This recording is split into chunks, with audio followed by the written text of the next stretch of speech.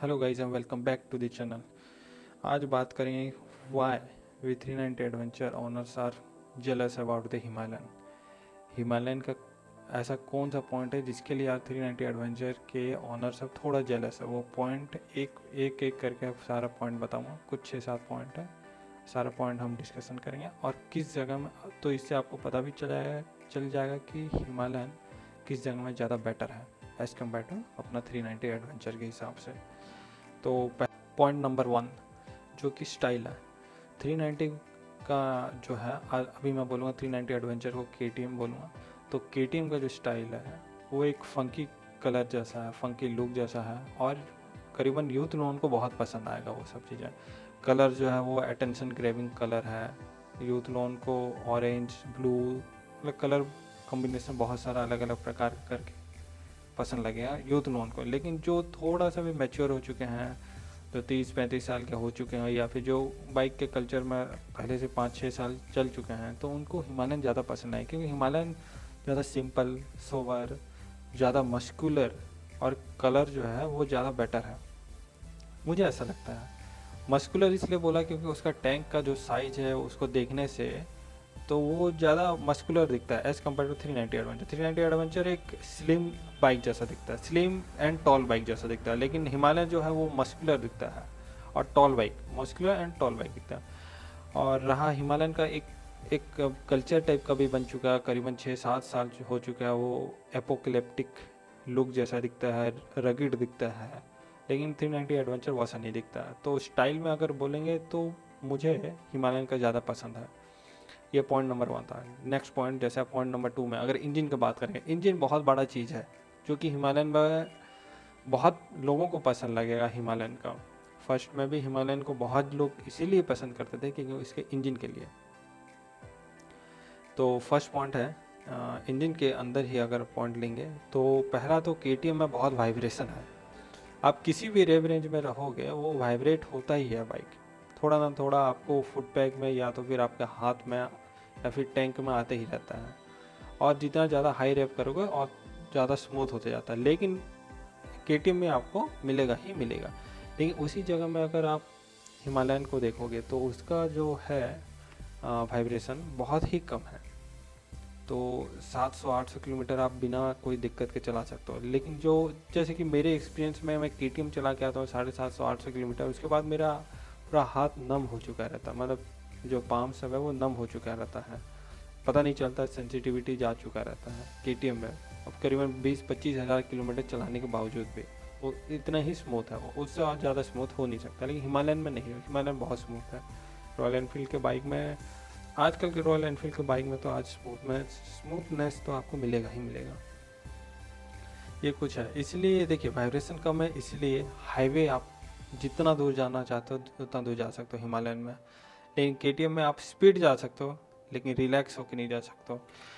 Relax से एक और चीज़ भी याद आया, हिमालयन का इंजन का कैरेक्टर जो है वो आपको डेस्टिनेशन पे रिलैक्स होकर पहुंचाने का ट्राई करता है, वो आपको रस में नहीं रखता है। लेकिन आप KTM में बैठोगे, KTM चलाना स्टार्ट करोगे तो ऐसा लगता है कि वो आप डेस्टिनेशन में जल्दी से जल्दी पहुंच जाए, जैसा भी हो कि जल्दी से जल्दी पहुंच जाए, इस टाइप का फीलिंग आने लगता है।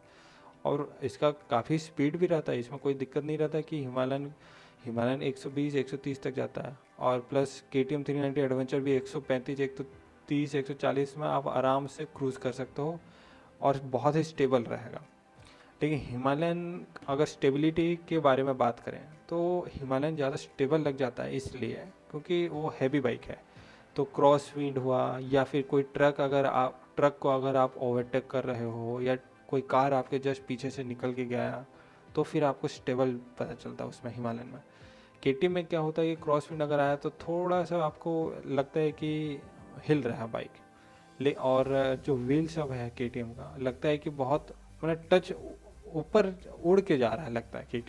लेकिन हिमालयन पूरा दब के चलते रहता है क्योंकि हैवी बाइक है, 196 किलो का है। तो इसलिए हाईवे में बहुत अच्छा लगता है हिमालयन हाईवे, खास करके हिमालयन हाईवे टूरिंग के लिए बहुत ही अच्छा है। और तीसरा पॉइंट है इंजन के अंदर ही अगर लेंगे तो वो है टॉर्क। टॉर्क आपको दूसरा तीसरा गियर में आप कोई भी हम्स या कोई पोर्ट होल अगर आया तो उसको आप क्रॉस करके स्लो करके जा सकते हो। दूसरे गियर में तो आप जा सकते हो हिमालयन में, 100%। लेकिन आप KTM अगर पकड़े हो तो आपको 1 नंबर गियर लगाना ही पड़ेगा। आपको 1 नंबर गियर में अगर आप हम्स कूदा रहे हो उसके बावजूद भी आपको ना वो हाफ क्लच में थोड़ा देर के लिए आपको खींच के लेना पड़ेगा। उसके बाद हाई रेव रेंज में जाने के बाद वो पावर डिलीवर करता है। इतना ज़्यादा दिक्कत होता है, इतना दिक्कत है KTM में। और उसके बावजूद भी स्टॉल हो जाते रहता है, बाइक अटकते रहता है, रुकते रहता है, मैंने नॉकिंग का आपका साउंड सुनाई देगा। तो इसलिए अपना हिमालयन बहुत अच्छा है टॉर्क जनरेट करने में। देखिए लोग सब बोलते हैं, रिव्यूअर सब बोल रहे हैं प्रीवियस वाला के हिसाब से टॉर्क काफ़ी ऊपर आ रहा है, काफ़ी ऊपर। लेकिन KTM अगर आप एक बार चलाए हो तो उससे आपको फार बेटर मिलेगा हिमालयन का टॉर्क। ठीक है, काफ़ी नीचे के रेव रेंज में आपको टॉर्क मिल जाएगा। तो आप इजीली 2 नंबर या 3 नंबर गियर में आप सिटी में भी चला सकते हो हिमालय। और किसी हिल में चढ़ रहे हो या किसी पोर्ट हॉल या हम्स में कुदा रहे हो तो 2 नंबर गियर 3 नंबर में जा सकते हो हिमालय में। लेकिन KTM में नहीं हो सकता, वो सब चीज़ें नहीं हो सकता। तो ये सब चीज़ें हैं। और नेक्स्ट पॉइंट अगर बोलें तो ये है कि देखिए ऑफ रोड में अगर आप बोले, अब हम हाईवे की बात कर लिए तो नेक्स्ट पॉइंट आता है ऑफ रोड। तो ये थर्ड पॉइंट है। ऑफ रोड में अगर आप देखेंगे तो अगर आप KTM के एकदम हायर वेरिएंट में गए हो, ठीक है, तो फिर आपको उसमें तो बहुत ज़्यादा एडजस्टेबिलिटी मिल जाता है, सस्पेंशन एडजस्ट कर सकते हो, सॉफ्ट हार्ड जो चाहते हो वो कर सकते हो। लेकिन यार अगर आप नीचे वाले वर्जन में हो, मैं जैसे कि स्टैंडर्ड वेरिएंट में हूँ, तो इसमें सस्पेंशन ट्यूनिंग तो हाईवे के लिए बहुत अच्छा है, कॉर्नर में भी बहुत अच्छा है। लेकिन आप जब ऑफ रोड करोगे ना, आपका मतलब हिल जाता है हर चीज़ बाइक के अंदर, इतना बहुत ज़्यादा टाइट है। लेकिन उसी जगह हिमालयन का देखोगे तो हिमालयन का सस्पेंशन बहुत ही अच्छा है। मतलब आपको पता भी नहीं चलेगा, ग्लाइड करते करते चले आओगे, कहीं भी ख़राब नहीं दिख, मतलब आपको कहीं भी आपको जर्क का जर्क पता नहीं चलेगा किसी भी जगह पे। लेकिन KTM में आपको हर जगह में जर्क पता चलेगा, हर एक पोर्टहोल आपको फील होगा कि यहाँ से मैं पार करके गया हूँ, और वो आपके हैंड तक कमर तक आते ही रहता है कंटिन्यूसली। तो ये बात है। तो ऑफ रोड भी देखिए हिमालयन ज़्यादा बेटर है। अगर आपको एकदम हाईएस्ट वर्जन में जाओगे, ठीक है, हायर वर्जन में जहाँ एडजस्टेबिलिटी मिलता है KTM में, देखो उसमें क्या होगा, 200 mm का आपको जो ग्राउंड क्लियरेंस है वो मिलता है। अगर आप उसको भी चलो कॉम्प्रोमाइज़ करने के लिए रेडी हो, लेकिन सबसे हाईएस्ट वर्जन में आपको मिल जाता है स्पोक व्हील। अब ऑफ रोड हो या हाईवे हो, स्पोक व्हील अगर मिल गया तो उसमें फिर आपको नेक्स्ट पंचर हुआ तो फिर उसमें करोगे कैसा, KTM में करोगे कैसा। KTM में तो फिर आपको मेन स्टैंड भी नहीं मिलता है, हिमालयन में तो स्टैंडर्ड है वो। हिमालयन में भी ट्यूबलेस नहीं है, ट्यूब वाला टायर ही लगा है, लेकिन उसमें आपको स्टैंडर्ड में मिल तो जाता है मेन वाला स्टैंड। लेकिन KTM में तो मेन स्टैंड भी नहीं मिलेगा, ये बात है।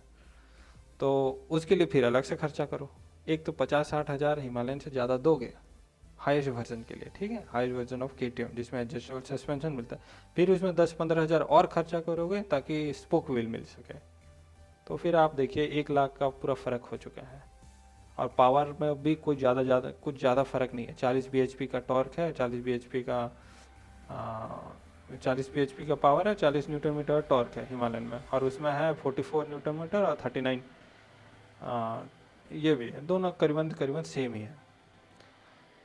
नेक्स्ट चीज अगर देखें तो आरी जो है उसमें देखिए, पहले तो टैंक के साइड में जो पेनियर्स लगा हुआ है, पहला से ही पैनल लगा हुआ है जो, उसमें आप जो है आपका ट्रेल बैग वो ऑलरेडी आप लगा सकते हो उसमें, ठीक है, मैं आपको फ़ोटो भी दिखा दूंगा, उसमें आप लगा सकते हो। लेकिन आरी के लिए अगर करना है तो फिर आप अलग से सैडल बैग लगाना पड़ेगा, सैडल स्टे लगाना पड़ेगा, उसके बाद सैडल बैग लगाना पड़ेगा, या फिर टेल रैक लगाना पड़ेगा।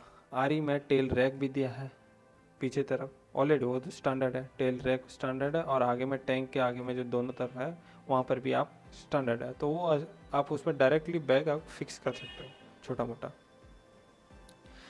और कुछ है जो कि जैसा कि ब्रेक के बारे में, देखिए हाईवे में अगर जाओगे तो ब्रेक KTM का बेटर ही है, आप बोल सकते हो फ्रंट वाला, ओके, फ्रंट वाला KTM का जो ब्रेक है वो बहुत ही अच्छा है। लेकिन उतना ही बुरा है रेयर वाला। KTM का रेयर का ब्रेक आपको कुछ फील करवाएगा ही नहीं। अगर आप हाईवे में चल रहे हो या फिर किसी ट्रेल राइड में जा रहे हो, आपको कुछ फील भी नहीं होगा और वो पकड़ लेता है।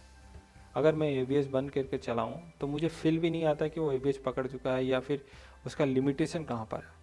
माइट भी ये मेरे टायर है जो एमआरएफ का टायर है शायद इसके लिए होता होगा, लेकिन केटीएम का जो रेयर ब्रेक है वो बिल्कुल भी अच्छा नहीं है। केटीएम का आगे वाला जो ब्रेक है फ्रंट ब्रेक वो बहुत अच्छा है।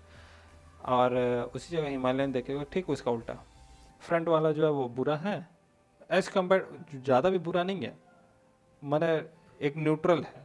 ओके, एंड जो रेयर वाला है वो बहुत अच्छा है। हिमालयन का जो रेयर वाला ब्रेक है वो अच्छा है एज कम्पेयर टू केटीएम। ये चीज़ें हैं।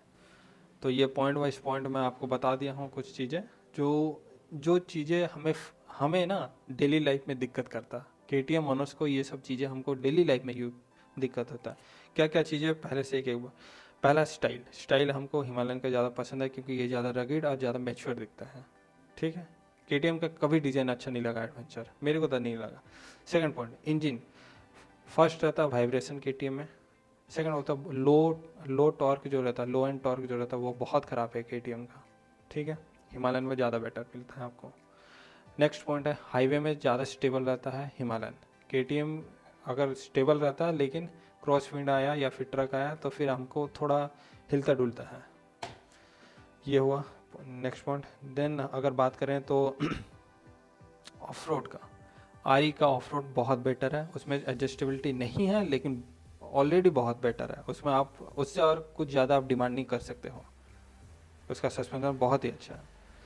नेक्स्ट बात करें तो सस्पेंशन के बारे में, तो सस्पेंशन के बारे में भी बोल सकता हूँ कि आरी बहुत बेटर है एज़ कम्पेयर टू एडवेंचर में।